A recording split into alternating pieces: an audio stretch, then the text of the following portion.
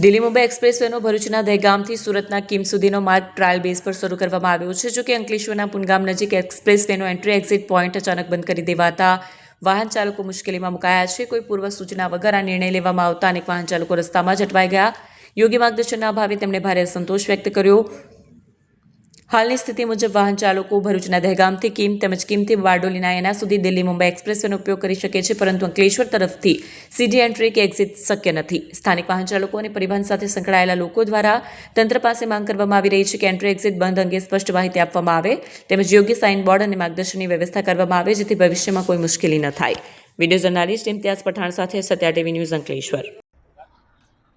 સાવરકુંડલાથી Dharmeshbhai driver. આપણી દૂધની ગાડી છે.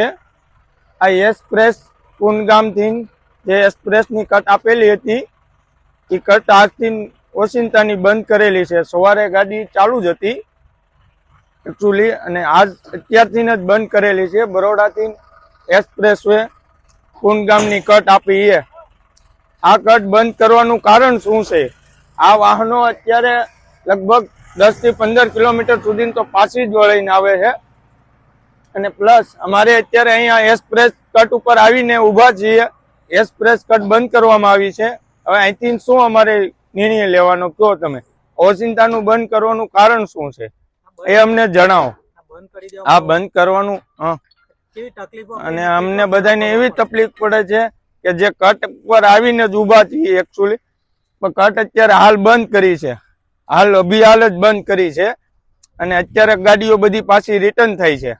હવે અહીંથી શું અમારે રસ્તો કરવાનો? આનો તાત્કાલિક બંધ કરવાનું શું કારણ આમનું? હવે અહીંથી જવામાં અમારે કેટલું દૂર પડી જાય? અહીંથી અમારે કમસે કમ 20 કિલોમીટર 25 કિલોમીટર કેમ જવાનું રહે? જ્યાં સુધી કોઈ રસ્તો જ નથી, બીજું કોઈ ઓપ્શન જ નથી અહીંથી રિટર્ન જવામાં.